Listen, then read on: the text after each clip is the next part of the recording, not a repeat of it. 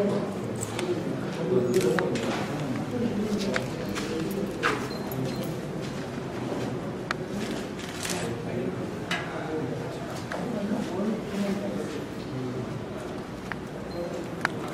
பயணம் ஜூலை 6 என்ற தேதியில் தொடங்கினாலும் 10ஆம் தேதி டிசம்பர் மாதம் குறிப்பாக டெல்லியில் முடிவடையும் என்பதற்கான ஒரு முடிவுக்கு அந்த ஒரு டெல்லியில் எடுத்து வர வேண்டும் என்பது 10ஆம் தேதி ஒரு மனித உரிமை நாள் மட்டுமல்லாமல் 10 டிசம்பர் அன்று 1988ஆம் ஆண்டு தலாய் லாமா மாண்புமிகு தலாய் லாமா அவர்களுக்கு நோபல் பரிசு அமைதிக்கான நோபல் பரிசு வழங்கப்பட்டது. அதற்கான ஒரு அடையாள தினமாக அன்று நாங்கள் தேர்ந்தெடுத்துள்ளோம். அதே சமயத்தில் 3 லட்சத்திற்கும் மேலான ஒரு கையொப்பம் விட்டு ஐக்கிய நாட்டு சபையில் நியூயார்க்கிலும் மற்றும் அதன் பிரதிநிதிகளாக உள்ள தில்லியிலும் நாங்கள் சமர்ப்பிக்க உள்ளோம்.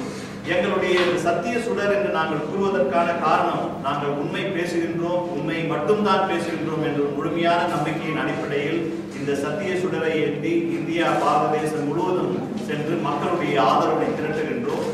இந்த நிலையில் அடிப்படையாக எங்களுக்கு 3 அடிப்படை வேண்டுகோள் அல்லது தீர்மானம் என்று நாங்கள் அழைப்பது என்னவென்றால், ஐக்கிய நாட்டின் தீர்மானத்தின்படி 1959ஆம் ஆண்டுக்கான தீர்மானம், 1961ஆம் ஆண்டு, பிறகு 1965ஆம் ஆண்டுக்கான தீர்மானத்தின் அடிப்படையில் படி விவாதங்களை மேற்கொள்ள வேண்டும்.